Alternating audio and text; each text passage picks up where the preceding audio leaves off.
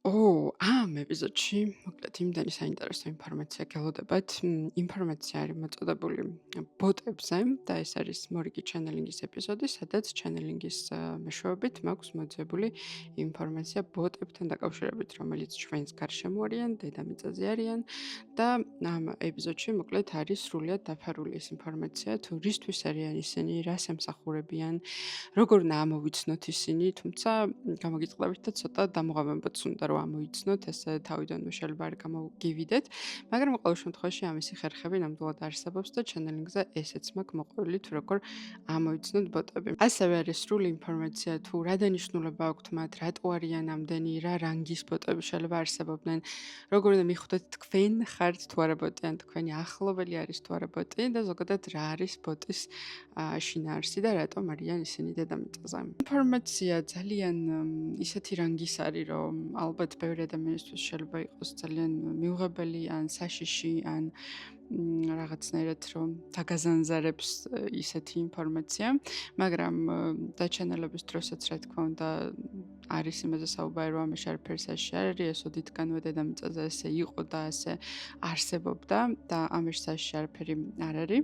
მაგრამ ყოველ შემთხვევაში მაინც გაგაფრთხილებთ იმ ადამიანებს, ვინცაც ჯერ კიდევ გინდათ თქვენს ილუზიებში ცხოვრება, ჯერ კიდევ გინდათ გჯეროდეთ იმისი, რომ სამყაროში ყველა კეთილია და ყველა ნათელია და ყველა ადამიანები ერთნაირები ვართ და ყველა კეთილები ვართ და თუ არ მგონია რომ თუ მე მისმენთ ზოგადად ამ ილუზიაში ცხოვრობდეთ, მაგრამ ხო შეიძლება რომ პირველად დაინახეთ ეს ეპიზოდი, პირველად მისმენთ, არ იცით ვინ ვარ, რას წარმოვადგენ, რას ვაზიარებ, უბრალოდ დაგაინტერესათ სათაურმა, იმიტომ რომ საინტერესოა. ამიტომ გაფრთხილებთ, რომ თუ ჯერ კიდევ მოგწონთ თქვენს სამყაროში ცხოვრება და არ გინდათ ილუზიებით დაგენგრეთ, მაშინ ამ ჩანაწერს ჯობია რომ არ მოусმენთ, მართლა გულწრფელად გირჩევთ მაგას, ეს არ არის არანაირი მარკეტინგული ხრიკი, მართლა გეუბნებით, იმიტომ რომ ძალიან ბევრ ამას შეიძლება ჩამოხადოთ ფარდა ამ ინფორმაციით და ძალიან ბევრი კითხვა შეიძლება გაგიჩნდეთ და რეალურად ჩემი ნებისმიერი კონტენტის დანიშნულებაც ეგაა, რომ ის კი არა რომ მე რამე ინფორმაციაზე ამომწურავი პასუხები მოგაწოდოთ, არამედ ის, რომ თქვენს გონებაში გაჩნდეს კითხვები, რომლებიც გაიძულებთ, რომ წახვიდეთ ძიებაში, ძიება, რომელიც გაიძულებთ, რომ მიხვიდეთ სხვადასხვა ინფორმაციასთან, სხვადასხვა სულის და შინაგან მდგომარეობასთან და საერთო ჯამში გაიკვალოთ გზა და იაროთ განვითარებისკენ და თქვენ თავის გაცნობისა და ღმერთის შეცნობის გზაზე. შეგიძლიათ კომენტარებში, რა თქმა უნდა, დაწეროთ კითხვები, თუ ამ თემაზე გექნებათ რაიმე კითხვები და ასევე შეგიძლიათ, რომ მივთვითოთ რაიმე სხვა საინტერესო თემები, რომელზეც ისურვებდით ჩანელინგის ეპიზოდების მოსმენას, რომელსაც გავითვალისწინებთ და შემდგომში, თუ საკმარის დაინტერესება იქნება, შემოგთავაზებთ თქვენს მიერ მითითებულ თემებზე დაჩენელებულ აი ესეთ ჩანაწერებს. ასევე დარწმუნებული ვარ, რომ ძალიან მობიარად მოიკიდებით იმ საკითხს, რომ რაღაც თემებზე უბრალოდ ვერ გავაკეთებ ჩანელინგებს, იმიტომ რომ, გესმით ალბათ, რომ რაღაცა ინფორმაციების ესეჯერად გაზიარება ნამდვილად არ არის მიზანშეწონილი ძალიან ბევრი რამის გამო. თუ გსურთ, რომ ასეთი ჩანელინგის სეანსები გაიაროთ, ჩემთან ხელმისაწვდომი არის ინდივიდუალური სეანსი და ასევე ხელმისაწვდომი არის ჯგუფური სეანსი. რამოდენიმე ადამიანი შეგიძლიათ დაესწროთ და თქვენ დამისვათ კითხვები და თქვენ თემებზე იყოს ორიენტირებული, სადაც შედის ასევე ჰილინგის ნაწილი, განკურნების ნაწილი თქვენი პრობლემებისგან და ახლა ხელმისაწვდომია ეს სერვისი თქვენთვის, რა თქმა უნდა, აღწერაში დავდებ ლინკს, სადაც შეგიძლიათ დეტალურად გაიცნოთ ამ ინფორმაციას. არ შემიძლია რომ მადლობა არ გამოვხატოთ ყველა თქვენთაგანის მიმართ, რომლებიც მიყურებთ, მითმობთ დროს და უთმობთ პირველ რიგში დროს საკუთარ თავს თქვენი განვითარებისთვის, თქვენი სიღრმეებში წასვლისთვის და თქვენივე წინსვლისთვის და რა თქმა უნდა უდიდესი მადლობა განსაკუთრებით ისეთ ადამიანებს, ვინც აფასებთ ასეთი ტიპის ინფორმაციას, ცოდნას, შრომას, დონაციების სახით მიფასებთ ამას, იმიტომ რომ ეს ჩემთვის ძალიან დასაფასებელი მომენტია, რომ ხედავ, რომ ჩემთვის არ ნიშანი, რომ ესე იგი სამყარო მეუბნება, რომ გააკეთე ესეთი კონტენტი, იარე წინ, ხალხს აინტერესებს, ხალხი გისმენს, ხალხი გიფასებს და საჭირო არის რომ ეს საქმე აკეთო. შესაბამისად, უდიდესი მადლობა ყველა თქვენთაგანს ნებისმიერი სახის ენერგეტიკული თუ ფინანსური დონაციისთვის, რომელიც გაგიკეთებიათ ჩემთან მიმართებაში. და როგორც ყოველთვის, სასიამოვნო მოსმენა, მოემზადეთ იმისთვის, რომ შეიძლება ბევრი ილუზია დაგემცხრეთ, დაგებადოთ ძალიან ბევრი კითხვა და ამ კითხვებსაც ველოდები კომენტარებში.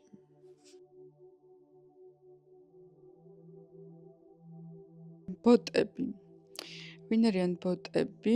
როგორ უნდა გამოვაშკარავოთ ბოტები და გავიგოთ ვინ არიან ისინი ჩვენს გარშემო, რა დანიშნულება აქვთ მათ და რა ბენეფიტების ან რა საშიშროებების მომტანი არიან ბოტები.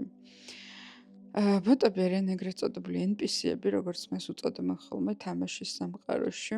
ესენი არიან ბიოლოგიური სხეულები, ისევე როგორც ჩვენი ბიოლოგიური სხეულია, ანუ ბიოლოგიურად ჩვენი მსგავსები არიან, ჩვეულებრივი ადამიანები არიან, უბრალოდ მათში არ არის ინკარნირებული სული. აი მოდი აღვქვათ, ადამიანის კლონირება რომ მოხდეს, რა თქმა უნდა, კლონირებულ ადამიანში არ იქნება სული, ხო, ინკარნირებული. დაახლოებით ეგეთი რაღაცა არის, ოღონდ კლონირებულები კი არ არიან, უბრალოდ არიან ჩვეულებრივი ბიოლოგიური სხეულები, რომელშიც არ არის სული ინკარნირებული. მათ მართავს საერთო კოლექტიური ცნობიერება, ანუ ასე ვთქვათ, მმართველი სისტემების კოლექტიური ცნობიერება, უფრო ეს კომპიუტერულად შეგიძლიათ წარმოიდგინოთ რა, აი როგორც კომპიუტერში რაღაცა თამაშებს რო თამაშობთ უბრალოდ ხო? ხო არის თამაშები, სადაც არიან იუზერები, ანუ ცოცხალი ადამიანები, რომლებიც კონკრეტულ თამაშში არიან შესულები და არიან ბოტები, NPC-ები, ანუ თამაშის მიერ დაგენერირებული ადამიანების მსგავსი რობოტები, რომლებიც იმის უკან არ არიან მოთამაშეები, უბრალოდ თამაშის მიერ მასოვკის გამო დაგენერირებული ადამიანები არიან, ხო? რომლებიც რაღაცა თავის გზას და მისიას ასრულებენ. თავის რაღაცა როლს ასრულებენ. ძირითადად მატრიცის წესების გამტარები არიან და მატრიცას იცავენ და მატრიცის კანონებს და აი მაგალითად, როდესაც ძალიან ბევრი ჰეითია ხოლმე რაღაცა ცოტა სულიერ და ცოტა მაღალუბრაციულ ინფორმაციაზე, ზუსტად მაგათი საქმე არის ეგ, რომ მატრიცის კანონები, მატრიცის ასე ვთქვათ, კედლები გაამაგრონ და დაიცვან და შესაბამისად ნებისმიერ ესეთ სულიერ მაღალუბრაციულ ინფორმაციაზე და კონტენტზე აქვთ რეაგირება, რომ აი ყველაფერი ტყუილია და ებრძვიან მოკლედ ასეთ ადამიანებს, იმიტომ რომ NPC-ებს კოლექტიური ცნობიერება მართავს მატრიცის თვითონ რა. თუნდაც ფილმ მატრიცაში არის აი აგენტის მიტი რომ არის, რომელიც დაძდევს ნეოს და უნდა მის განადგურება, იმიტომ რომ ნეო მატრიციდან გავიდა და გამოიღვიძა ნეომ.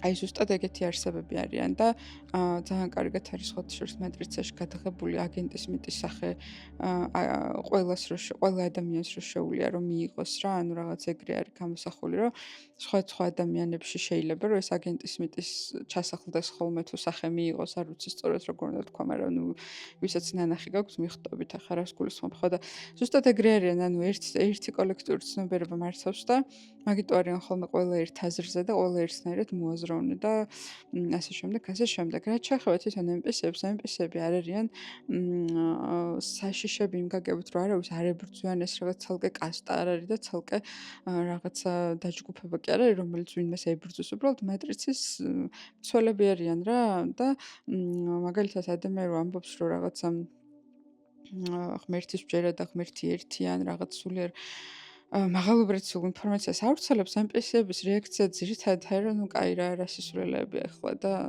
კარგი ხარების გჯერა და ძირითადად ძალიან მყარ მატრიცულ კანონებს, ანუ მატრიცის კანონებს აპრავებენ ხოლმე და იცავენ ხოლმე, რომ აი მაგალითად ძალიან ესეთი კლიშე რაღაცები რაც არის, რომ აი წარმატება მნიშვნელოვანია, ყველამ უნდა ვისწავლოთ სკოლაში, მერე უნივერსიტეტში, მერე უნდა ვიშრომოთ, უნდა იყოს დისციპლინირებული, წარმატება ამაზე დგას, უნდა მაქსიმუმი ჩადო, უნდა რაღაცა ყველაფერი გააკეთო, აი ძალიან კლიშე რაღაცები რაც აი რა, რასაც სისტემა გვკარნახობს. აი ეგ არის რა, მაგ ხალხზე გადის ასე ვთქვათ ეს ცნობიერება და მასეთი ხალხის პირით ვიგებთ ამ ყველაფერს შესაბამისად ძალიან ადვილი გამოსაცნობია მასე.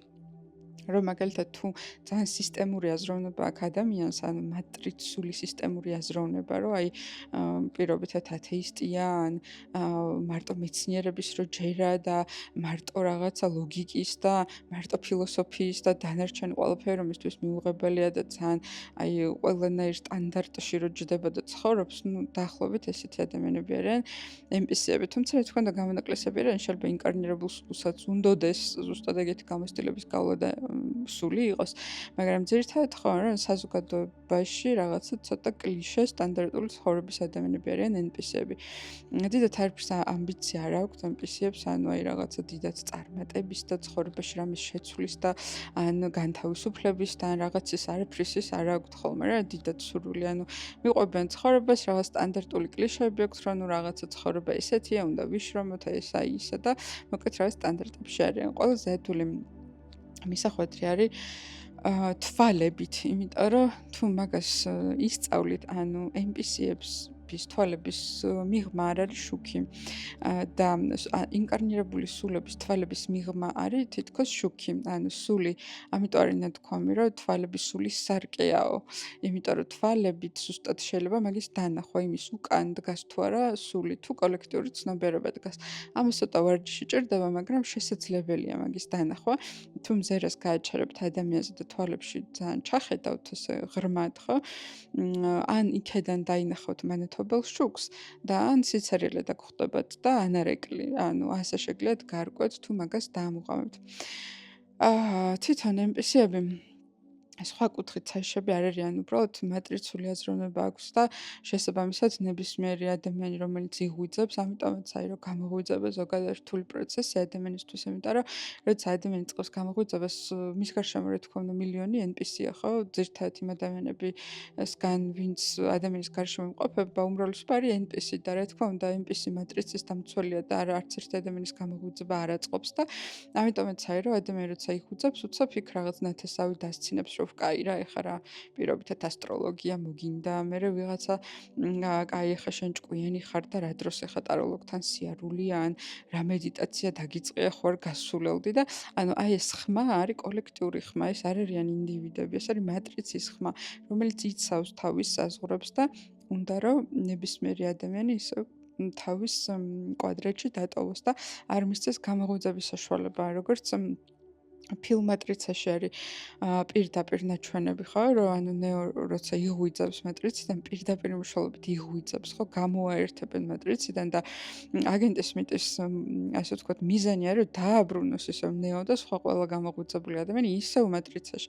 ხო და ზუსტად ეგ ხალხი არის რა და ამიტომაც ერთ-ერთი მიზეზი რატომაც არასდროს არ უნდა გეწყინოთ ვიღაცის აი ეგ რაღაცა ფრაზა რომ კარგი რა და მედიტაციაზე და სულიერებაზე რომ დაცინიან ადამიანებს და რასისულელების გჯერა და ესა და ისა ხო აი ეგ ხალხი არის ზუსტად NPC ან კოლექტიური ცნობიერება რა და მაგათი მიზანი ის კი არ არის რომ შეურაცხყოფა მოგაყენონ ან გაწყენინონ ან მაგათი მიზანი არის ის რომ იმდენად დაბლონ შენი საკუთარი თავის რწმენა რომ საბოლოოდ არ გამოფხიზლდე და მაინც შენ მატრიცაში შენ რა ანუ იმ მატრიცაში დარჩე რომელშიც ხარ რომლის ნაწილიც აქამდე იყავი ანუ მიზანი არის უბრალოდ არ გამოიღვიძო მაგრამ როცა ადამიანი გამოიღვიძებს და თავის ღერძში მყარად დაფიქსირდება მე ვეღარაფერს ვეღარ იზამენ ანუ საერთოდ ანუ კარგად გამოღვიძებულ ადამიანს უკვე ვეღარაფერს ვეღარ უშვებიან კარგად გამოღვიძებულში გულისხმობ იმას რომ გამოღვიძება არის რამოდენიმე საფეხუროვანი. ეს საფეხურები არ არის რაღაცა კონკრეტული 1-იან 10-იან 100, ანუ ყველა ადამიანს თავის საფეხურები აქვს, ანუ აქ უფრო ენერგეტიკულად იზომება და ენერგეტიკულად ახლა როგორც ხედავ ამის რაიმე დათვლად იმაში სისტემაში გადმოტანა ცოტა რთული არის, მაგრამ ნუ თქვათ ავიღოთ საორიენტაციოდ, რომ არის თქვათ აი 10 საფეხური გამოღვიძების, ხო? და მაგალითად პირველ საფეხურზე როცა არის გამოღვიძება, აი ეხა რო გამოიღვიძა და პირველ საფეხურზე დგას. მან ყველაზე მეტი წნეხი მოდის, იმიტომ რომ მაგ ეტაპზე ყველაზე ადვილია რომ ადამიანი ისევ მიაძინონ და შეაბრუნონ ისევ მატრიცაში. ნუ მეორე დონეზე თუ გამოიღვიძა მესამეზე, მერე მე-9-ზე და ახლა მე-10-ზე თუ არის ადამიანი გამოღვიძებული, იქ უკვე ენერგიასაც აღარ ხარჯავენ, იმიტომ რომ სისტემა ხვდება რომ აზრი არ აქვს და ახლა იმ კონკრეტულ ადამიანზე იმდენი ენერგია არის დასახარჯო, რომ ისევ მიაძინო, რომ ნუ მოკლედ მაგას აზრი არ აქვს. ამიტომ რაც უფრო ღრმა დონეზე, ღრმა ძილიდან და ღრმა მატრიციდან არის გამოღვიძებული ადამიანი, მით უფრო მერე ვეღარაფერს ვეღარ გუშვებიან, მაგრამ თავდაპირველად ძალიან დიდი წნეხი მოდის, იმიტომ რომ მათი გადმოსახედიდან, ანუ ყველაზე ადვილი გასანეიტრალებელი არის ადამიანი გამოღვიძების აი პირველ ეტაპზე რა, როცა ეხა გამოიღვიძა. მანდაც რამოდენიმე ხერხი არის სხვათა შორის, როგორ შეიძლება რომ უკან მიაძინონ ადამიანი, იმიტომ რომ არის ვარიანტი, რომ უბრალოდ ესეთი რაღაცა დამძინავი რაღაცებით, რომ კარგი რა დროს ის არის, რა დროს ეს არის, ესე მოხდეს ადამიანის დათრგუნვა და ისევ მიძინება. არის ვარიანტი, რომ სხვათა შორის პირიქითაც იყოს, რომ კი, კარგია, სულიერი განვითარება და აბა რა და მიდი და აბა მიაწექი და რაღაც ესეთი საფრთხე იყოს და მერე ადამიანი ოღონდ გაუშვან ცრუ მასწავლებლებთან და ცრუ ინფორმაციასთან და ესეთი მასწავლებლებიც ბევრნი არიან, რომელიც ძალიან ცრუ ინფორმაციას ავრცელებენ. უბრალოდ ცრუ ცოტა ისეთი სიტყვა არის, ანუ ვერ ვიტყვი რომ მაინც და მაინც ცრუ, მაგრამ არსებობს ცოდნა და გარკვეული პრაქტიკები, რომელსაც ადამიანი მართლა აყავს რაღაც მაღალ მდგომარეობაში და მართლა მიყავს ღმერთამდე და მართლა მიყავს მეტრიციდან განთავისუფლებამდე. და არის პრაქტიკები, რომელიც იდეაში გვაჯერებს და თითქოს ეფექტს ქმნის, რომ ახლა ჩვენ რაღაცა წინ მივდივართ სულიერად, მაგრამ რეალურად შედეგამდე არ მიყავს ადამიანი, ანუ საბოლოო ჯამში ღმერთამდე რომ ვერასდროს ვერ მივა ასეთი პრაქტიკებით ადამიანი, ხო და ასეთი დაჯგუფებები და ასეთი მასწავლებლები ზოგადად აქამდეც ბევრი ყოფილა და ეხლაც ძალიან ბევრია და მომავალშიც ბევრი იქნება, იმიტომ რომ თვითონ სამყაროში არის ასეთი ეტაპი, სადაც ძალიან ბევრი ასე ვთქვათ, ზოგადად დეგრადაცია მიმდინარეობს, ხო, დედამიწაზე და ამიტომ, რა თქმა უნდა, უფრო მეტი დეგრადირებული სისტემა არის, ანუ ისეთი სისტემა, რომელიც ადამიანის დეგრადაციას უწყობს ხელს, ვიდრე მის განვითარებას. თუმცა ასევე ის ფენომენიც არსებობს, რომ ყველაზე დეგრადირებულ სამყაროში არის ყველაზე კარგი შანსი უფრო სწრაფი განვითარებისაც, ხო? იმიტომ რომ მოდი ესე წარმოვიდგინოთ, ხო, რომ მაგალითად, ვისაც მოგწონთ რაიმე აპოკალიპტური სცენარის ფილმები ან სერიალები, ანუ ყველაზე მეტად და სწრაფად და ეფექტურად ადამიანები თავიანთ განვითარების გზას გადიან მაშინ, როცა ყველაზე რთული გარემო პირობები არის მათ ცხოვრებაში, ხო? და ყველაზე სწრაფად იზრდებიან. შესაბამისად, ის ადამიანები, რომლის სულის კოდშიც გაწერილი არის სულიერი განვითარება, ისინი სწორედ ასეთ დეგრადაციულ პერიოდში ყველაზე სწრაფად ახერხებენ მაგზის გავლას, ხოლო ის ადამიანები, ვინც ჯერ ქვევით მიექანებიან დეგრადაციისკენ, ასევე ეს გარემოება უწყობს ხელს, რომ უფრო სწრაფად დეგრადირდნენ, რომ მერე ისევ ამოვიდნენ ქვესკნელიდან. ასე რომ ორივე მხრივ გამოდის ბენეფიტური. თუმცა ის ადამიანები, ვისაც ზევიცვლა აქ ამ ცხოვრებაში სულის მისიაში და სულის გზაში, ხო, მათთვის ნამდვილად ბევრი ბერკეტი არის და განსაკუთრებით სახიფათო თუ არის აი ესეთი მასწავლებლები და ესეთი ადგილები, სადაც ეგრეთ წოდებულ ცრუ ინფორმაციას აწვდიან ადამიანებს, რომლებიც კი ბევრს თითქოს მედიტირობენ, სწავლობენ, რაღაცებს აკეთებენ, მაგრამ აი მაინც ერთ ადგილზე გაყინავენ მოკლედ ასეთი მასწავლებლები და ძალიან შორსაც არ გაუშვებენ განვითარებაში და ეს უფრო დიდი ილუზია არის, იმიტომ რომ პირდაპირ რო გეუბნება, თქვათ, მატრიცის ხალხი ეს NPC-ები გებრძვიან და გეუბნებიან, რომ შენი ხარ უნდა გამოიღვიძო და მიდი ისევ დაიძინე, ეს შეიძლება უფრო საყურადღებელი იყოს, რომ ჩემთვის ცუდი ხო არ უნდა და უფრო შეიძლება გაჩნდეს აქ პრეტენზია და ამბიცია. და შეწინააღმდეგების სურვილი. მაგრამ როცა გეუბნებიან, რომ კი, კაცო, კარგია, სწორგზაზე ხარ და მოდი, აბა აქ მიდი იმ მასწავლებელთან, მოდი აქ ეს გააკეთე და თითქოს ჩანს ესე, რომ ხელს გიწყობენ, მაგრამ რეალურად ისეთ ადგილებში მიგმართავენ, რომ იქაც მაინც არ არის დიდი განვითარება. ანუ ეს შეიძლება უფრო დამაბნეველი იყოს და ადამიანი ამ ეტაპზე შეიძლება ძალიან დიდი ხანი გაჩერდეს. სხვათა შორის NPC-ებშიც არის გურუები. ოღონდ ესეც პროგრამები არიან რა, ანუ იმათ უკან სულები არ დგას, ანუ NPC გურუებიც არსებობენ, რომლებიც ასე გველაპარაკებიან ზოგი ინტერნეტიდან, ზოგი წიგნი არის, ზოგი სხვადასხვა ფორმებით და თვითონ ინფორმაცია შეიძლება ძალიან საინტერესოა და შეიძლება სწორიც არის, მაგრამ როგორც ასეთი ინფორმაცია არასდროს არ გვეხმარება ჩვენ სულიერ ზრდაში. სულიერ ზრდაში ჩვენ გვეხმარება პირიქით, განთავისუფლება ყველაფერი იმისგან, რაც ცხოვრების განმავლობაში ვისწავლეთ. ანუ რეალურად ღმერთთან გამთლიანება იმას არ გულისხმობს, რომ მე მეტი უნდა ვიცოდე, ან მეტი უნდა ვაკეთო, ან მეტი უნდა ვისწავლო. ანუ ღმერთთან გამთლიანება ნიშნავს, რომ პირიქით იმ ყველაფრისგან განთავისუფლდა, რაც არ წარმოადგენს ღმერთის ნაწილს ჩემში, რაც ცხოვრებების განმავლობაში, თუნდაც მიმდინარე ცხოვრების განმავლობაში დამიშენდა, დამაშენეს ფსიქოლოგიურად, ემოციონალურად, ენერგეტიკულად და რაც არ წარმოადგენს ღმერთს ღმერთის ნაწილს და რაც ჩემში ღმერთს ჩრდილავს. ამისგან განთავისუფლება არის სულიერი ზრდა და არა ის, რომ მეტი ვისწავლო და მეტი გავიგო და მეტი ცოდნა და მეტი ინფორმაცია მქონდეს, იმიტომ რომ ღმერთი არ არის ინფორმაცია, ღმერთი ენერგიაა. ინფორმაციას რაც შეეხება ეს ტვინის გასართობად არის და ძალიან კარგი ხაფანგია, იმიტომ რომ ის მასწავლებლები, გურუები და ასე შემდეგ ინსტრუქტორები, რომლებიც ძალიან ლამაზად, დალაგებულად, საინტერესოდ საუბრობენ სამყაროს შესახებ და ასე შემდეგ, ძალიან კარგი მახე არის ეს ადამიანისთვის, იმიტომ რომ ადამიანს მოსწონს რა ეს ადამიანის ბუნებაა, რომ ადამიანის გონება 24 საათს განმავლობაში ფიქრობს და ყოველთვის ფიქრებს აგენერირებს. არის ადამიანის გონება არის როგორც ხორცის გასატარებელი მანქანა პირობითად, სულ მუშაობს, აი სულ ჩართულია და სულ მუშაობს. და შესაბამისად იმ ხორცის გასატარებელ მანქანაში სულ საჭიროა რომ რაღაცა გატარდეს, რაღაცა მიაწოდო ამ გასატარებელ მანქანას, რაზეც იმუშავებს. და ამიტომ ეს გურუები და მასწავლებლები ძალიან კარგად სარგებლობენ ამით, რომ აწვდიან ზუსტად ადამიანის გონებას იმ რაღაცა საკვებს, რომელსაც გადაამუშავებენ. მაგრამ რეალურად გონების დონეზე არ ხდება ღმერთთან გამთლიანება და მენტალურ დონეზე არ ხდება ღმერთამდე მისვლა და გამთლიანება. მენტალურად რაღაც შეიძლება გაიაზრო კი, მაგრამ ღმერთთან გამთლიანება ენერგეტიკული პროცესია და გულისმიერი პროცესია და არა გონებისმიერი.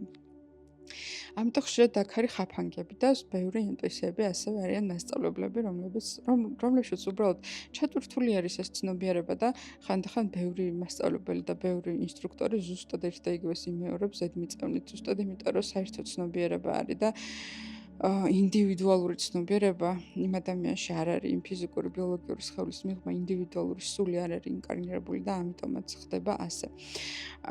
როგორ უნდა დავიცოთ ახლა აქედან თავი? ანუ პირველ რიგში ადამიანი, რომელიც სურვილი განვითარებისთვის არის მოსული და მას სულის კოჩეს გაწრილი აქვს, ისაც მიხვდება მაგას, რაც არ უნდა დიდი ხანი დარჩეს და ტკეპნოს ის ერთი ადგილი, თუნდაც ეგეთ ხაფანგში რომ გაებას და არასწორ მასწავლებელთან მოხვდეს, ნუ ჯერ არასწორი არ არსებობს ვისთან ხვდები, ესე იგი ის სწორია იმ მომენტში შენთვის, ხო? თუნდაც ეგეც გამოცდა არის, რომ მიხვდა, რომ არასწორ მასწავლებელთან ხარ, ესე რომ არ არსებობს არასწორი გზები, მაგრამ ადამიანი, რომელსაც ძალიან დიდი გზა აქვს სულიერ განვითარებაში, სულ რომ ეგეთ ადგილას გაიჭედოს, აუცილებლად მიხვდება, რომ ეხლა სადღაც გაჭედილია და რაღაცა სხვა უნდა გააკეთოს და სხვა გზას მოძებნეს, სხვა მასწავლებელთან წავა, ან თავისით გააგრძელებს განვითარების გზას და რაღაცა გზას აუცილებლად დაადგება. შესაბამისად, ეს ხაფანგები ეხლა ესე არ გაიგოთ, რომ და იქ სადღაც გარეთ ბევრი ცრუ გურუა და ყველა გვატყუებს და ჩვენ მსხვერპლები ვართ, ანუ ასეთ ჭილში არ წარმოიდგინოთ, ამიტომ რომ მსხვერპლები არავინ არ ვართ, ეს არის ჩვენი გზა, თუ ვიღაცა ცრუ გურუსთან მოხვდე, ესე იგი ეს იყო შენი გზა და ესე იგი ეს გამოცდილება გინდოდა შენც და იმასაც და თუ ჭეშმარიტ გზაზე მოხვდე, ესე იგი ეს გამოცდილება გინდოდა და ამ გამოცდილებას იმსახურებდი და ეს იყო შენი სულის გზა. ამიტომ აქ მაგაზე ხა ფიქრი რომ ესადაც ვარ, ხა სწორად ვარ თუ არ ვარ სწორად თუ ესე ვარ თუ ისე ვარ, ანუ მთავარი არის რომ შენ თავს ენდო შენ გულის თქმას ენდო და ესე აარჩიო შენი მასწავლებელი თუ მასწავლებელს ამ შემთხვევაში ვეძახი ყველა იმ ადამიანს, რომელსაც თქვენ თუნდაც ინტერნეტის საშუალებით უსმენთ და უჯერებთ. ეს შეიძლება იყოს პოდკასტი, შეიძლება იყოს რაღაცა ლექსია, შეიძლება იყოს ინტერვიუ, მნიშვნელობა არ აქვს. ანუ დღესდღეობით უკვე მასწავლებლობამ ცოტა სხვა სახე მიიღო და მასწავლებელი მარტო იმას არ ნიშნავს, რომ სადღაც აშრამში დაგხვდებათ ლოტოსის პოზაში და ორ სიტყვას გეტყვით დღის განმავლობაში ფილოსოფიურს და მე იმაზე უნდა იფიქროთ საუკუნე. ახლა აქ დონ ხუანის ისტორიები ამ ეტაპზე აღარ არის აქტუალური და ცოტა სხვანაირი ფორმა მიიღო მასწავლებლობამ, ხო? დღეს უკვე თუნდაც TikTok-ში ადამიანი, რომელსაც უყურებთ, შეიძლება იყოს თქვენი მასწავლებელი და შეიძლება ბევრი მასწავლებელი გყავთ და არა ერთი კონკრეტული მასწავლებელი, ხო? ამიტომ ყველაფერთან მიმართებაში უნდა იყოს ცოტა ყურადღებით. თუნდაც TikTok-ზე ვისუყურებთ, YouTube-ზე ვისუყურებთ, რა წიგნებს კითხულობთ, ვის წიგნებს კითხულობთ და ეცადოთ რომ გულით განასხვაოთ რა, ანუ გულით დაიჭიროთ რეზონანსი იმ ადამიანთან, ვის მხრიდანაც უპირობოდ მიიღებთ ხოლმე რაიმე ინფორმაციასა და ენერგიას. აქ მთავარი ზოგადად მასწავლებლების მხრიდან ის კი არის, რომ თქვენ რა ინფორმაცია მოგცეთ, იმიტომ რომ ინფორმაციით თქვენ ვერ განვითარდებით. ინფორმაცია არის მხოლოდ გონების გასართობი საღეჭი რეზინი, რომელიც გონებას მოსწონს, თორე ეს სულისთვის არაფერ შუაში არ არის სულთან მენტალური პროცესები, სულის განვითარებასთან. შესაბამისად, ეცადეთ, რომ უფრო მეტი პრაქტიკა გააკეთოთ და არა მეტი მოისმინოთ, ან მეტი ისწავლოთ, ან მეტი დაიმახსოვროთ. ანუ მაგას არ აქვს მნიშვნელობა, ან მენტალურ დონეზე თქვენ რას აკეთებთ, ეგ მხოლოდ გონების გასართობია. უფრო მნიშვნელოვანი არის ენერგეტიკულ დონეზე რას აკეთებთ და ენერგეტიკულ დონეზე როგორ ანვითარებთ საკუთარ თავს. შესაბამისად, რაღაცა ეტაპზე ძალიან კარგიც იქნება, თუ საერთოდ აღარავის აღარ მოусმენთ და საერთოდ არაფერს აღარ წაიკითხავთ და უბრალოდ დაждდებით და საკუთარ თავთან დაიწყებთ ლაპარაკს და საკუთარ თავთან გარკვევას, ზოგადად როგორ ხართ, რა ხდება თქვენ შინაგან სამყაროში, როგორ გრძნობთ თავს, საერთოდ თუ გაიცნობთ თქვენ თავს, იმიტომ რომ ასევე არის ეს ტენდენცია, რომ ადამიანები იმდენად მიჯაჭვულობებში ვართ ყველაფერთან მიმართებაში, რომ 24 საათი რაღაცას უსმენთ, ხო? სულ რაღაცა პოდკასტია, სულ რაღაცა მოსასმენია, სულ რაღაცა წასაკითხია და ასე შემდეგ, ასე შემდეგ და იქნება ის ილუზია, რომ რაც უფრო მეტ ჭკვიან პოდკასტს მოვისმენ, ან რაც უფრო მეტ ჭკვიან ურზიკს წავიკითხავ, რომ უფრო წინ ვიქნები სულიერად, მაგრამ ასე არ არის, იმიტომ რომ პირიქით, ანუ შეიძლება უფრო დამეზიანებელი იყოს გონებაში ამდენი ნაგავის ჩაყრა, ვიდრე ეს ყველაფერი არ იცოდეთ და უბრალოდ დღეში 5 წუთი იმედიტიროთ მაგალითად და წიგნები წაიკითხოთ, თქვათ, მხატვრული ლიტერატურა ამ შემთხვევაში, ხო, გართობის მიზნით და სიამოვნების მიღების მიზნით. შესაბამისად, ჯობია რომ დროებით თუ ვერ ერკვევით სწორად უსმენთ თუ არა, სწორ ადამიანებს უსმენთ თუ არა და სწორ ენერგიებში ხართ თუ არა, უბრალოდ დროებით საერთოდ შეწყვიტეთ, ყველას მოსმენა შეწყვიტეთ, ვისაც ახლა უსმენთ და ანუ თქვენ თავთან დარჩეთ მარტო, თქვენ თავთან დაიწყეთ საუბარი, დაიწყეთ თქვენ თავის გაცნობა. ანუ მაგაზე არავინ არ ფიქრობს, რომ რატომ არის თანამედროვე სამყაროში ამდენი გონების მოსაცდენი და გადასატანი რაღაცეები, რატომ არის ყველაფერი ისე მოწყობილი, რომ ჩვენ დამოკიდებულები ვიყოთ რაღაცეებზე, ხო? საჭმელზე, თამაშზე, რა ვიცი, ნარკოტიკზე, გასართობ კლუბზე თუნდაც და ურთიერთობებშიც დამოკიდებულები უნდა ვიყოთ ერთმანეთზე და დღესდღეობით ზუსტად ეგეთი ურთიერთობის პროპაგანდა არის სამყაროში და ეგ ითვლება ჯანსაღად, რომელიც ზუსტად ერთმანეთთან ძალიან არაჯანსაღ დამოკიდებულებას გულისხმობს, ხო? ხო და რატომ არის ეს ყველაფერი? იმიტომ რომ რაც უფრო მეტად დამოკიდებულები იქნებით სხვაზე, სხვა რაღაცეებზე და თქვენი გონება იქნება მუდმივად მოცდენილი და არ გექნებათ ერთი წუთიც კი არ გექნებათ იმის დრო, რომ საკუთარ თავთან დაჯდეთ, საკუთარ თავს რაღაცა კითხოთ, მოусმინოთ, რას გპასუხობთ, ხო? რაც უფრო ნაკლებად გექნებათ საკუთარ თავთან კონტაქტი და გადაკვეთა, მით უფრო ადვილია თქვენი მართვა და მით უფრო ადვილია, რომ სხვების მიერ იყოთ ექსპლუატირებულები, როგორც ჩვეულებრივი ბიორობოტები, აი როგორც ადამიანები ექსპლუატირებთ ცხოველებით, ვკლავთ და ვიყენებთ მათ რძეს და ყველაფერს, ხო? ანუ ზუსტად ესე თვითონ მატრიცა ისე არის მოწყობილი, რომ ჩვენ ვიყოთ ექსპლუატირებულები, ანუ ადამიანების რესურსი და ამ შემთხვევაში ჩვენი ექსპლუატაციის საგანი არის ჩვენი ყურადღება და გონება, რომელიც მუდმივად არის მოწყვეტილი ჩვენივე თავს, ჩვენივე შინაგან სამყაროს და მუდმივად სადღაც სხვაგან არის და გარეთ არის. შემიძლია გითხრათ, რომ ყველა იმ ფილოსოფოსის თუ ჭკვიანი ადამიანის მოსმენა, რომელსაც თქვენ უსმენთ, მაგაზე უფრო მნიშვნელოვანი არის, რომ დაჯდეთ და 5 წუთი თქვენ თავს მოусმინოთ. ეს ბევრად უფრო მნიშვნელოვანია, იმიტომ რომ ყველა ის პასუხი, რომელსაც გარეთ ეძებთ, ეს ყველაფერი თქვენში არის. თუ მოусმენთ, თუ დაჯდებით, თუ დაელაპარაკებით, თუ დაუსვამთ კითხვებს და თუ მიაყურებთ თქვენივე თავის პასუხებს. ეს ყველა ადამიანს შეუძლია რომ გააკეთოს. აბსოლუტურად ყველა ადამიანს. უბრალოდ სამყარო ისე არის მოწყობილი, რომ თუნდაც ეს რაღაცა მოკლე ვიდეოების სკროლვაზე დამოკიდებულება, ხო? ეს ყველაფერი იმიტომ არის, რომ დროთა განმავლობაში ადამიანებმა დაკარგონ საერთოდ უნარი საკუთარი თავის მოსმენის. იმიტომ რომ ჩვენ ვართ ღმერთის ნაწილები, ინკარნირებულ ადამიანებს გულისხმობ, ხო? სულებს გულისხმობ. ჩვენ ღმერთის ნაწილები ვართ, ჩვენ შიგნით ღმერთია. როგორც კი ჩვენ თავს ვესაუბრებით, ჩვენ ღმერთს ვესაუბრებით. და სისტემას არ აწყობს ეს, იმიტომ რომ სისტემას ჭირდება დაპროგრამებული ადამიანები, რომელსაც გაწყვეტილი აქვთ ღმერთთან კავშირი, შესაბამისად თავის შინაგან სამყაროსთან კავშირი. ამიტომაც არის ამდენი გასართობი, ამდენი დამოკიდებულების გამჩენი გასართობი ამ სამყაროში. ხო და ძალიან შორსაც რო არ წავიდე დაუბრუნდეთ ახლა ვისავე NPC-ებს, ანუ NPC-ები რეალურად, ანუ იგივე ბოტები ჩვენ არაფერში არ გვემუქრებიან, იმიტომ რომ ისინი არ არიან ანუ ხა იარაღს თავზე არავინ არ შუბლზე არავინ არ მოგვადებს ხო? უბრალოდ ხაფანგები არის სამყაროში და მატერიალურ მეტრიცულ სამყაროში და ამ ხაფანგების ასე ვთქვათ აგებაში და მათში გახლართვაში მონაწილეობენ ხოლმე, მაგრამ ისინი არ არიან აგრესიულები ან არ არიან რა ვიცი მართლა ხა შუბლზე არ მოგვადებენ იარაღს რა, ანუ უბრალოდ თავისი ხერხები აქვთ, როგორც ჩვენი ყურადღება შეუძლიათ რომ გადაიბირონ ხო? მაგალითად NPC-ები შეიძლება იყვნენ იგივე კაზინოებში მომუშავეან დირექტორები ან შემქმნელები ყველა რაიმე ესეთი ბინძური ბიზნესში ვინც მონაწილეობს, რომელიც ადამიანის დამოკიდებულებებზე არის პასუხისმგებელი, ხო? იგივე ალკოჰოლის წარმოება იქნება თუ სიგარეტის თუ ასე შემდეგ, ასე შემდეგ. ანუ ასევე NPC-ები მონაწილეობენ, მათი დანიშნულება მარტო ის არ არის, რომ აგენტის მიტის როლი ითამაშონ და აუცილებლად ჩვენ დეგრადაციაში მიიღონ მონაწილეობა, NPC-ები ასევე სხვადასხვა რანგის არიან და სხვადასხვა დავალებები აქვთ ბოტებს, ხო? მაგალითად ისევე როგორც დედამიწის მოწყობა და დაკომპლექტება არის ასევე მათი სამსახური. აი მოდი ასე ვთქვათ ხო, რომ დღესდღეობით ყველა ნორმალურ ქვეყანაში თუ მე მგონი ყველა ქვეყანაში არა ნორმალურში, არამედ ზოგადად ყველა ქვეყანაში არის სოციუმი ძალიან დაკომპლექტებული ხო? მაგალითად ზუსტად იმდენი ექიმი არსებობს, რამდენი მოთხოვნაც არის, ზუსტად იმდენი მძღოლი არსებობს, იმდენი ტაქსი არსებობს, იმდენი რაღაცა საჯარო ტრანსპორტი არსებობს, ზუსტად იმდენი მაღაზია არსებობს უბანში, რამდენი მოთხოვნაც არის. ხო და ეს ყველაფერი მარტო სულები რო იყვნენ ინკარნირებულები, ეს ყველაფერი ესე არ იქნებოდა. იმიტომ რომ სწორედ NPC-ები არიან ის ბიოლოგიური სხეულები, რომლებიც მაგ პოზიციებზე, ასე ვთქვათ, ქმნიან მაგ პოზიციებს, ხო, იგივე მაღაზიის თუნდაც ვინც არიან, ხო, მენეჯერი იქნება თუ ასისტენტი იქნება თუ მოლარე იქნება თუ ასე შემდეგ, ასე შემდეგ. ანუ უამრავი NPC, რომელსაც აქვთ ეგ რანგი ზოგადად ადამიანის, ანუ მატრიცის მომსახურების სფეროში იყვნენ.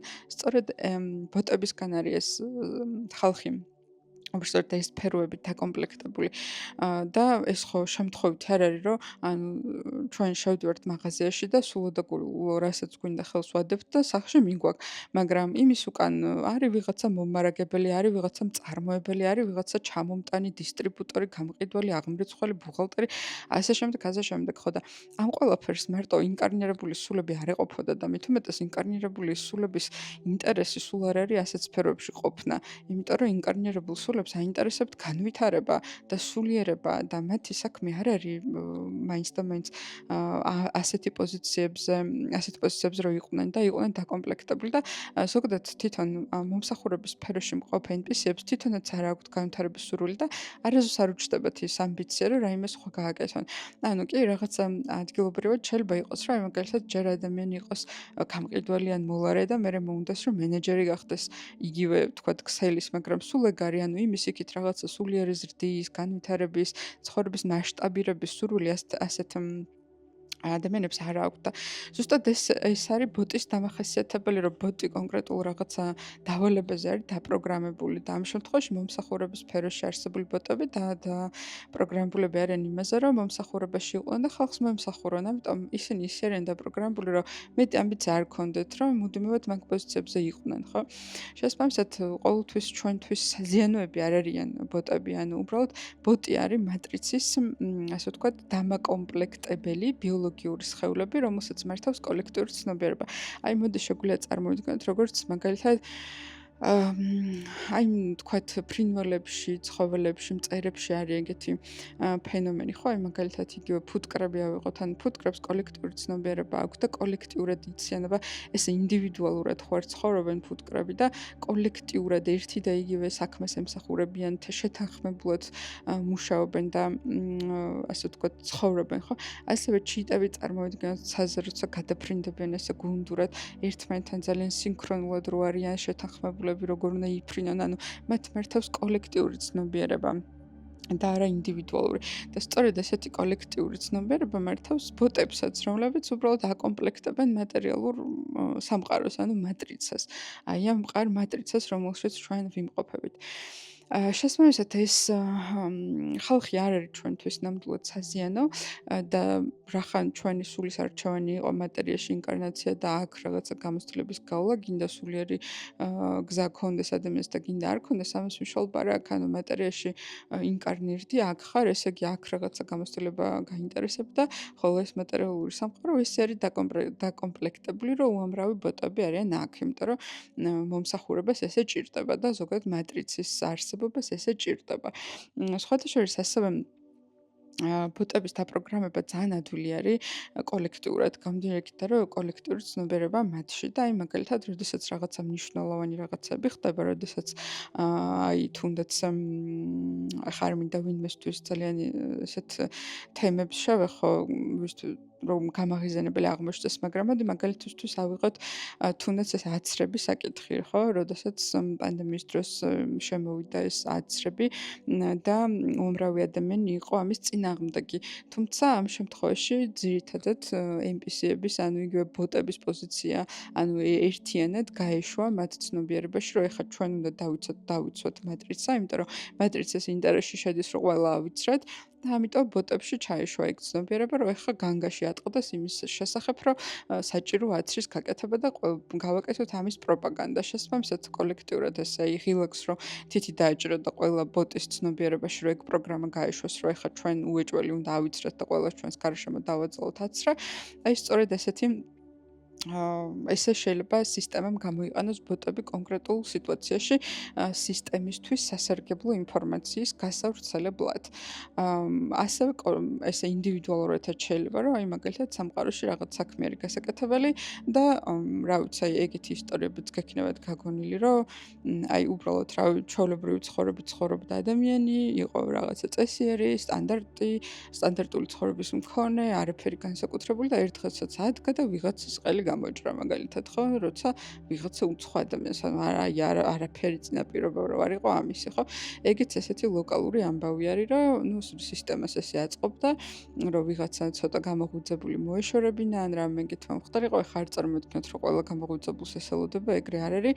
მხოლოდ ისეთ ადამიანებს აქსაუბე, რომელიც სისტემას ემუქრება, ხო? აი თუნდაც ისევ საუბრობ იმაზე, რომ მაგალითად ადამიანი პირობითად ახლა მოგონილი მაგალითად რო ავიღოთ და კონკრეტულზე არ ვისაუბროთ, რომ ვინმე არ გავახსენოთ, მაგალითად ადამიანმა რო გამოიგონოს პირობითად ისეთი რაღაცა თქვათ კოლექტიური არ ვიცი თქვათ რაღაცა მანქანების ისეთი სახეობა, რომელიც იქნება ძალიან ეკოლოგიური და ამას არ დაჭირდება პირობითად ბენზინი და მიწიდან ბენზინის ამოღება, რომელიც ძვირი იქნება და შექმნის ისეთ ელექტროობას პირობითად ანუ ენერგიის წყაროს, რომელიც იქნება უფასო, ხო?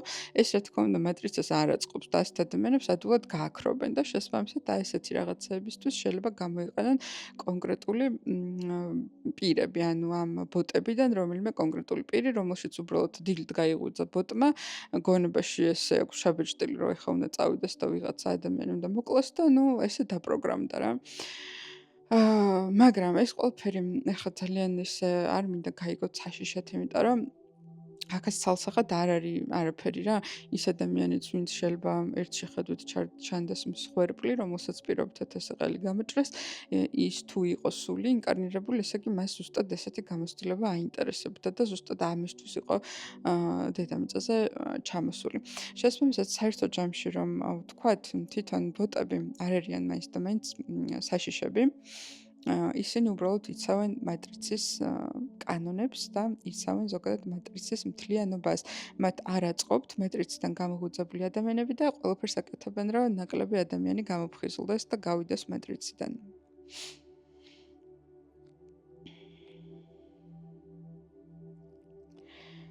ეხლა ხედავ ესეთ კითხვას, რომ შეიძლება თუ არა რომ მე ვიყო ბოტი, ან თუ ამ ინფორმაციას ისმენთ და თუ ეს თემა გაინტერესებთ, ვერ იქნებით ბოტი, იმიტომ რომ ბოტს ასეთი ინფორმაცია უბრალოდ არ დაინტერესებდა და ამ ეპიზოდს საერთოდ არ დააკლიკებდა. რაც შეეხება მეორე, არიან თუ არა ჩემს გარშემო ბოტები, საბოლოოდ კი და ძალიან ბევრი. და რამდენი შეიძლება რომ ახლო ურთიერთობა მქონდეს ბოტთან. შეიძლება სხვათა შორის, მაგრამ აი ძალიან ახლო ურთიერთობა, აი როგორც არის პირადი ურთიერთობა მაგალითად, პირადი ურთიერთობა ვერ გექნებათ ბოტთან, იმიტომ რომ ინკარნირებულ სულს არაფრით არ იზიდავს ბოტი და ბოტსაც არაფრით არ იზიდავს ინკარნირებული სული. ამიტომ ეს გამორიცხულია, ნუ ეხა აი რაღაცა ძალიან თუ გადავხედავთ ცოტა ესეთი ცხოვრების ადამიანს, აი რაღაცა ერთდღამიანი ცხოვრებით რო ცხოვრობენ და გართობით და ესეთი კავშირები აქვთ, ახლა სადღაც შეიძლება კი ბატონო ვიღაცა ბოტი შეგხვდეთ ეგეთი, მაგრამ გრძელვადიან ურთიერთობაში ბოტთან ახლო ურთიერთობა ვერ გექნებათ. არ იქნება თქვენთვის საინტერესო ესეთი ადამიანი, იმიტომ რომ ჩვეულებრივი პროგრამაა და ინკარნირებული სული ამას ყოველთვის გრძნობს და მისთვის საინტერესო არ არის. შეიძლება თუ არა რომ ბოტს და სულს ჰყავდეთ საერთო შვილები. ეხლა როგორც ჩანს ეს თეორიულად დასაშვებია, მაგრამ ფაქტობრივად თითქმის არასდროს არ ხდება ეგეთი რაღაცა, იმიტომ რომ ანუ თითქოს არ არის სამყაროში მაგისი რესურსი, რომ ეგეთი სახეობის ადამიანები არსებობდნენ, ანუ ნარევი ბოტისა და ინკარნირებული სულის. ასე რომ თითქმის გამორიცხულია ეგეთი რაღაცა, მაგრამ მომხდარა კი. თუმცა ამ შემთხვევაში უფრო სული, ანუ მაგალითად ინკარნირებული სული ვინც არის, იმასთან ბოტი ვერ მოვა შვილი. შესაბამისად, როგორც წესი, თუ ასეთი რამე მოხდა, მაშინ ეს ბავშვი მოდის ხოლმე ინკარნირებულ სულთან და თვითონაც არის სული ინკარნირებული და როგორც წესი, მაშინ მეორე მშობელი არ მონაწილეობს ამ ოჯახში. ძირითადად შეიძლება იყოს, რომ კაცი იყოს ამ შემთხვევაში, ანუ პოტენციური მამა, ბოტი, დედა იყოს ინკარნირებული სული, უბრალოდ დაორსულდეს, გააჩინოს შვილი, რომელიც არის ასევე ინკარნირებული სული, ბოტი ვერ იქნება, იმიტომ რომ ინკარნირებული სულს ბოტი ვერ შეეძინება, ანუ ქალს გულისხმობ ამ შემთხვევაში და თქვათ მამა არ იქნება ამ ოჯახის შემადგენელი ნაწილი და გაზრდის დედა და ნუ მამა შეიძლება არც იცოდეს ვინ არიან, საერთოდ იცოდეს, მაგრამ ნუ არ ქონდეს ურთიერთობა. ძირითადად ასეთი ვარიანტები უფრო ხდება ხოლმე. რა თქმა უნდა, პირიქითაც შეიძლება რომ კაცი იყოს ინკარნირებული სული და ქალმა ბოტმა გაუჩინოს ასევე სული და მერე დედა არ მონაწილეობდეს შესაბამისად ამ ოჯახის წევრი აღარ იყოს, მაგრამ ესეთი შემთხვევები უფრო ცოტა არის ხოლმე. ეს არ არის მაინც და მაინც გავრცელებული სიუჟეტი, ძირითადად ასე არ ხდება. მაგრამ დასაშვები არის, მომხდარა გარკვეულ რაღაც სიტუაციებში, აქ ახლა შორს არ წავალ რა სიტუაციებში და როგორ, უბრალოდ ასეთი რაღაცა ძალიან იშვიათად მომხდარა. ამიტომ მაგის ნუ შეგეშინდებათ, რომ თქვენი ძალიან ახლობელი ადამიანები შეიძლება იყვნენ ბოტები, იმიტომ რომ უბრალოდ ვერ გექნებოდათ მათთან გრძელვადიანი ურთიერთობა. ასევე თქვენი მშობლები ვერ იქნებიან ბოტები, თუ თქვენ ინკარნირებული სული ხართ, იმიტომ რომ ბოტებს უჩნდებათ ბოტები და ინკარნირებულ სულებს ინკარნირებული სულები უჩნდებათ. შესაბამისად, თქვენი მშობლებიც ვერ იქნებიან ბოტები. ან ნუ ხა თუ ერთი მშობელი არ ყავთ და ეგეთი მისტიური ისტორია, უბრალოდ გაჩნდეთ და არ იცით მეორე მშობელი ვინ არის, სად არის, ან ძალიან მალე გარდაიცვალან, რაღაც ეგეთი ისტორია თუ არის, მაშინ ძალიან ცოტა ალბათობით შესაძლებელია, რომ მეორე მშობელი, ანუ ვინც არ მონაწილეობდა თქვენს ცხოვრებაში, ყოფილიყო ბოტი. მაგრამ ეგეც როგორც უკვე იმდანეთი იშვიათი შემთხვევა, რომ არ მგონია მაინც და მაინც რომ ახლა ვინც ამ ჩანაწერს ისმენს, რომ მათ დაგმართნოდათ ესეთი ისტორია. კიდე რა კითხვები შეიძლება იყოს ამ თემასთან დაკავშირებით? რაც შეიძლება გაგიჩნდეთ, აბა მოვიწიოთ. რაოდენობა დაახლოებით 75%-მდე არიან ბოტები და 25%-მდე არიან ინკარნირებული სულები დედამიწაზე. ხო, უფრო მეტი კი ბოტები არიან, იმიტომ რომ თუნდაც 25% მაცხოვრებლის ინკარნირებული სულის ინტერესები რომ დაკმაყოფილდეს და მეტრით სულ განლაგებაში განლაგდეს, საჭირო არის 75% ბოტი არსებობდეს. სხვათა შორის ბოტებში ასევე ძალიან ხშირად აი რომ ერთნაირი სხეულები მეორდება და ამიტომ არის რომ ეს რაღაცა ადამიანის თითქოს ძალიან ტყუპის ცალები რო ჩნდებიან ან ძველ ფოტოებზე ან ლაივში ზღვრის სხვადასხვა ადამიანის სხვადასხვა კონტინენტი და რო ძალიან გვანან ერთმანეთს, იმიტომ რომ ბოტები ძირითადად ერთ და იგივე ბიოლოგიური ანუ ერთ და იგივე მასალისგან კი არიან, ან ჩვეულებრივად ისინიც გამრავლების წესით ჩნდებიან, მაგრამ ძირითადად გამომდინარე იქით, რომ კოლექტიური ცნობიერება ხშირად არის ხოლმე ეგეთი დუპლიკატები, რომ მეორდებიან. ამ შემთხვევაში ტყუპებს არ გულისხმობთ, ტყუპები შეიძლება ორივე ინკარნირებული ინკარნირებული სული იყოს და ასევე ტყუპები ბოტების შემთხვევაში შეიძლება რომ არც ერთი არ იყოს ინკარნირებული სული შესაბამისად. კიდე რა კითხვები შეიძლება გაგიჩნდეთ?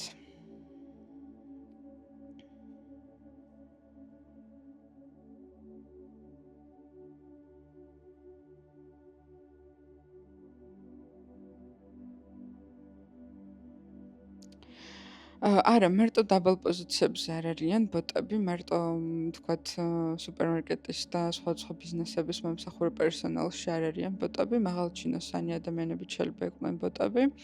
როგორც უკვე ვთქვი, სხვადასხვა რანგები არსებობს. არსებობენ მომსახურე პერსონალის ბოტები, არსებობენ მმართველი ბოტები, არსებობენ იგივე მაღალჩინოსანი ბოტები, რომელიც პროცესებს მართავენ.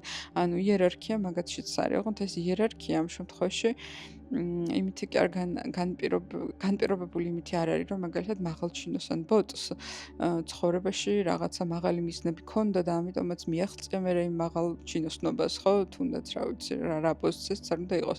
იმით არის განპირობებული, რომ სისტემას ასე აწყობს და ვიღაცა პირდაპირ დაიბადა რომელიღაცა ბოტი, იმიტომ რომ ყოფილიყო მაღალჩინოსანი, იმიტომ რომ ეგ რანგი ქონდა, რომელიღაცა ბოტი დაიბადა პირდაპირ იმისთვის, რომ ყოფილიყო მომსახურების სფეროში და ასე შემდეგ. ასევე რანგებით განსხვავდებიან, მაგითი ვერ მიხვდებით, შეიძლება ძალიან მაღალ პოზიციაზე იყოს ადამიანი და ბოტი იყოს, შეიძლება გურუ იყოს, სულიერი და ბოტი იყოს. მაგრამ ყოველ შემთხვევაში დაკვირვებული თვალი მაგას ძალიან ადვილად გაარჩევს. თავიანთი გადაწყვეტილების მიღების საშუალება არ აქვთ, ანუ ლიმიტირებული აქვს ინდივიდუალური გადაწყვეტილებები, როგორც ვთქვი, კოლექტიური ცნობიერება მართავს ბოტებს.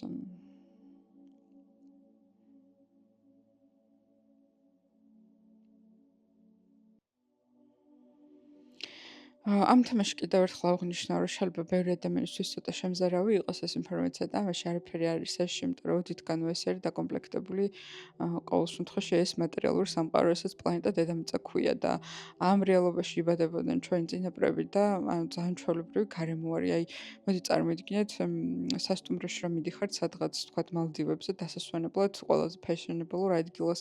ანუ იქ ხო დაგხვდებათ მომსახურე პერსონალი, მენეჯერი, მზარეული, ბარმენი, რა ვიცი, დამლაგებელი და ასე შემდეგ, ასე შემდეგ. თაფი ხო უნდა დაგხვდეთ, რომ თქვენ იქ კაი დრო გაატაროთ და იცხოვროთ და შეირგოთ რა.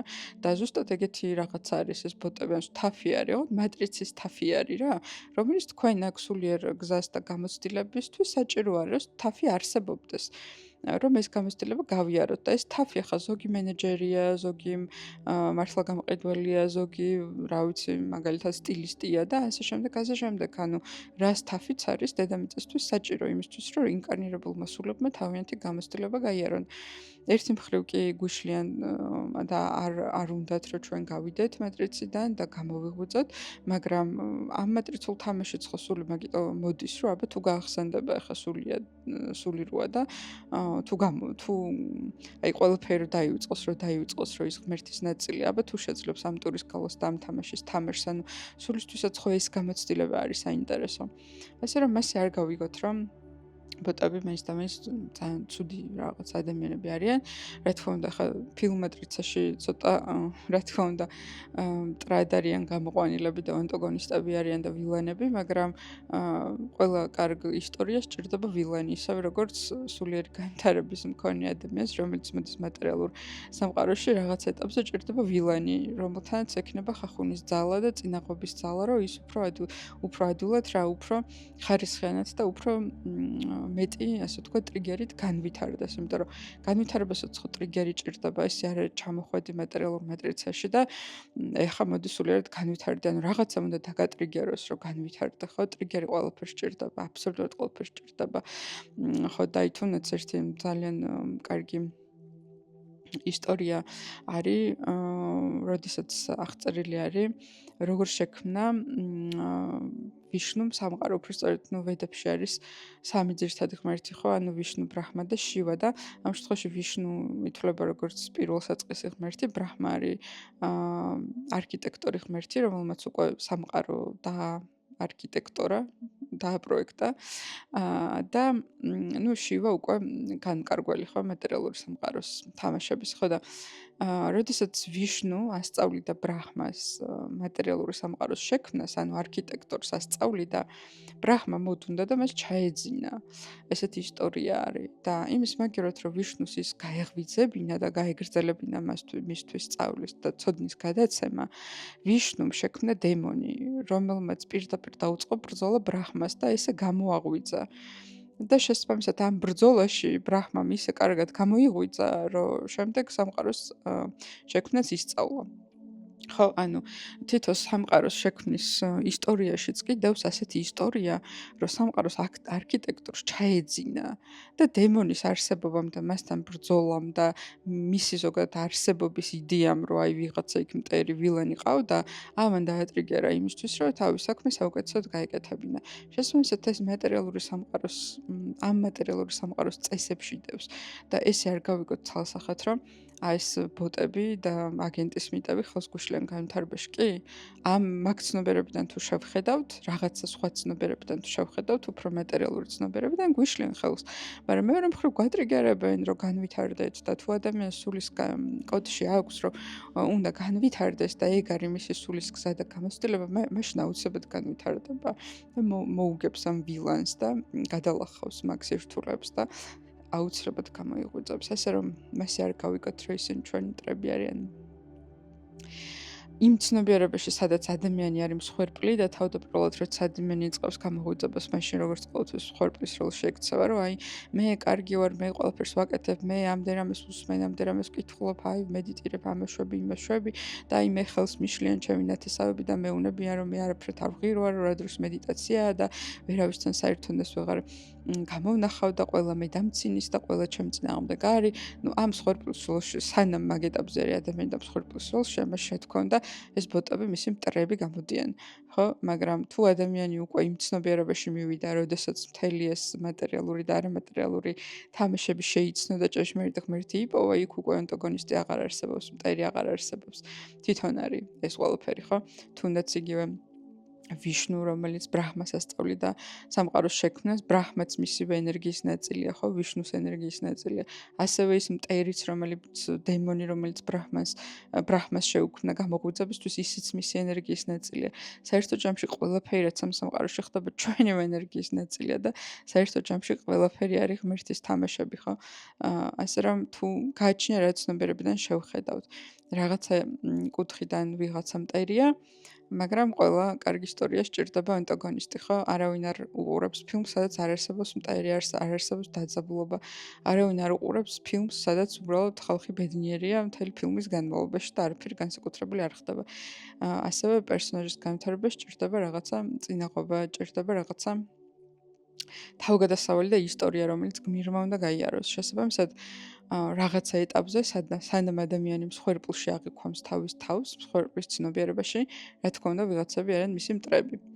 მაგრამ როგორც კი უფრო მაღლა ადის ადამიანი, მერე მტერი აღარ არსებობს. მერე ყველაფერი მასშია და ყველაფერი მისი თამაშია, ასე ვთქვათ და არაფერი არ არსებობს მის გარეთ. ამიტომ ასე ნუ შევხედავთ ვიღაცა ცუდია, ვიღაცა კარგია, მასე არ არის გააჩნია რა ცნობიერებიდან უყურებთ. ამიტომ ეს ინფორმაცია უფრო შეიძლება იმათთვის იყოს საინტერესო, ვინც გამოღვიძების ეტაპზე არის და ვისთვისაც ჯერ კიდევ ეგრე აღიქმება, რომ ვიღაცები მტრები არიან. და მათ ებრძვიან. რეალურად მათთან ბრძოლას აზრი არ აქვს, უბრალოდ ცნობიერად უნდა ავმაღლდეთ და დავინახოთ, რომ ეგ მტერის ჩვენ ვართ, ჩვენივე თავის და ჩვენივე სულის განვითარების თამაში, ეგეთი თამაში გვინდოდა უბრალოდ და რაღაც მომენტში ყველაფერი დაალაგდება თავის ადგილას. კიდე რა კითხვები შეიძლება ამ თემასთან დაკავშირებით იყოს, აბა კიდევ ერთხელ შევამოწმებ.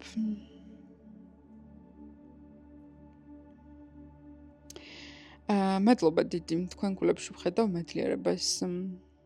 მადლობა დიდი მადლიერებისთვის.